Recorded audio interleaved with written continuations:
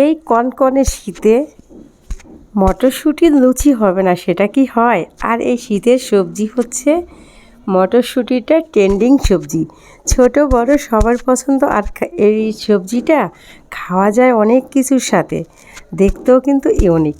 তো এই সবজি দিয়ে আজকে হয়ে যাক লুচি। এটা কার কার পছন্দ কমেন্টে অবশ্যই আমাকে জানাবেন আপুরা। তো সরাসরি রেসিপিতে জন্য যাচ্ছি। আর রেসিপির জন্য এখানে আমি 2 কাপ ময়দা নিয়ে নিব। আপনাদের হাতের কাছে ময়দা যদি না থাকে আটা নিয়ে নেবেন। তো লবণ আর তেল দিয়ে দিচ্ছি 3 চামচ। লবণ স্বাদ মতো দিয়ে শুকনো উপকরণ এখন সুন্দর করে মিশিয়ে নিব।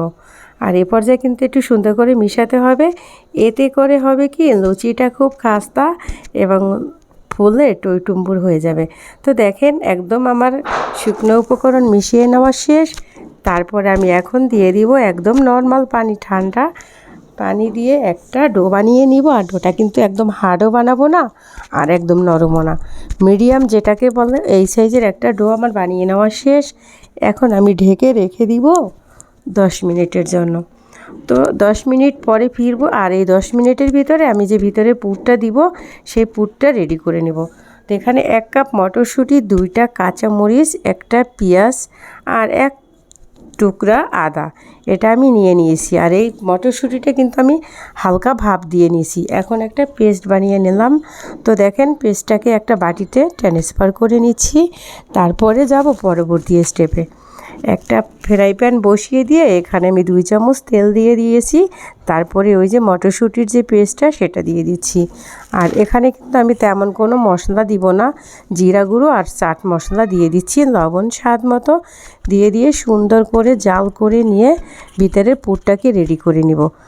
তো পুরটা কখন তৈরি হয়ে যাবে দেখে বোঝা যাবে, যখন কড়াইতে আর লেগে যাবে না তখন বুঝে নিতে হবে যে পুরটা একদম পারফেক্ট হয়ে গিয়েছে। তো দেখেন এ পর্যায়ে কিন্তু কড়াইতে লেগে যাচ্ছে না। এই যে আমি নামিয়ে নিচ্ছি ঠান্ডা হতে দিয়ে। তো তারপরে আবার কিন্তু আমি সেই ডোটার কাছে ফিরে যাচ্ছি। ডোটাকে এখন আবার কিন্তু আমি 2 থেকে 3 মিনিট সুন্দর করে একটু মেখে নিব। এই পর্যায়ে যতটা ভালো করে মেখে নেবেন লুচিটা কিন্তু ততটাই পারফেক্ট হবে। তো আমি ছোট ছোট লিচি কেটে নিয়ে এই যে দেখেন মাঝখানটা মোটা রেখে সাইডটা কিন্তু একটু পাতলা করে নিয়ে এই যে পুরটা বানিয়ে রেখেছি এই একইভাবে কিন্তু সবগুলো এভাবে আমি বানিয়ে নেব। তো দেখেন সবগুলো বানিয়ে নিয়ে একটা একটা করে এখন আমি বেলে নেব। তো আপনাদের সাথে 2টা শেয়ার করে নিচ্ছি যে আমি কিভাবে বেলে নিচ্ছি। আর এই লুচিগুলো একটু বড় বড় বানালে খেতে সুন্দর হয়। তো দেখেন আমি একটু বড় সাইজ করেই বানিয়ে নিচ্ছি, তারপর আরও একটা বেলে নিচ্ছি। তো এই শীতে এই মটরশুঁটির লুচিটা কাদের কাদের পছন্দ আপুরা, সবাই কিন্তু আমাকে কমেন্টে জানাবেন। আর কে কোথা থেকে কমেন্ট করছেন কিংবা দেখছেন সেটাও আমাকে জানাবেন। তো দেখেন আমি এখন তেলটা একটু গরম করে তারপরে একটা লুচি দিয়ে দিচ্ছি। একটু সুন্দর দেখেন কতটা সুন্দর করে ফুলে উঠেছে। তো এই একইভাবে কিন্তু ভেজে নেব। আর সব লুচি যেভাবে ফুলবে কিংবা পারফেক্ট হবে সেটাও না, প্রতিটা মানুষের রান্না করতে গেলে একটু এই রকম ওরকম হয়, এটার জন্য মন খারাপের কিছু নাই। তো দেখেন আমি পরপর 2টা আপনাদের সাথে ভেজে শেয়ার করছি। আর যেগুলো আছে একইভাবে ভেজে নেব। আর এটা ভেজে নেওয়ার সাথে সাথে কিন্তু সব বিশ্বাস করেন শেষ হয়ে গিয়েছে।